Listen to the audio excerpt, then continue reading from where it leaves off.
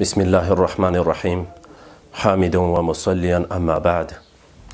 د خوست ټولو متدینو غیورو مسلمانانو ته د سبا د کوچني اختر په مناسبت باندې مبارکي وایو. الله عزوجل د خوست میشتو ولسونو قربانۍ، د دوی تقوا او دیانتونه، د دوی روژې اعتکافونه د الله عزوجل په درګاه کې قبول کړي. خصوصا زموږ مجاهدین ورونه چې په مختلفو خدمتونو کې مصروف دي، دوی ټولو ته د زړه له تله د زړه له کومه مبارکي وایو. الله عزوجل دې دغه اختر د دایمي سولې، د دایمي امن، د دایمي سوکالۍ او د پرمختللي افغانستان لپاره سبب وګرځوي.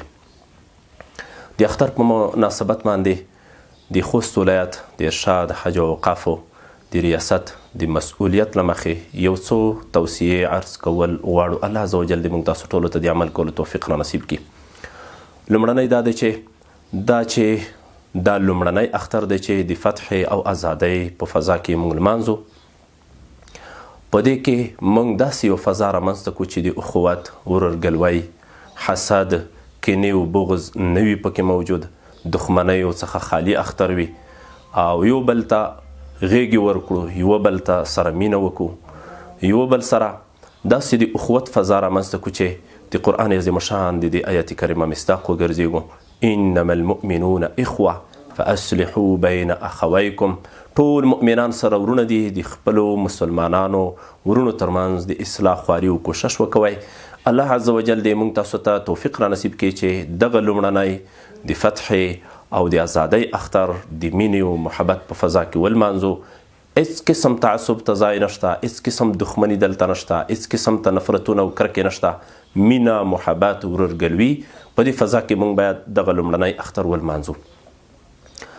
دویمه توصیه هم دا ده چې کوشش دا وکړو چې دغه لومړنی اختر له هر قسمه منکراتو څخه پاک اختر ولرو.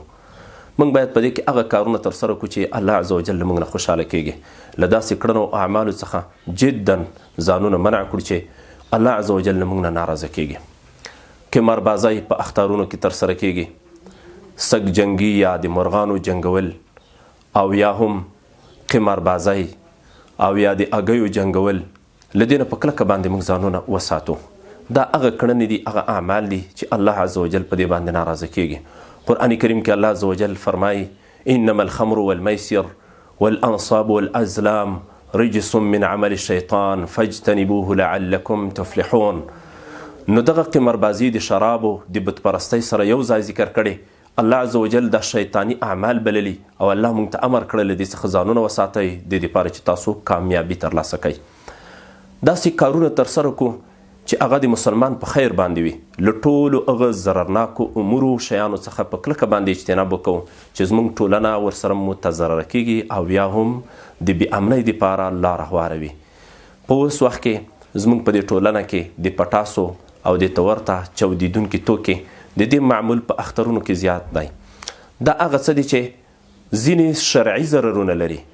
یو مسلمان په لمانځه باندې ولاړ وي، هغه له دې نه متضرر کیږي.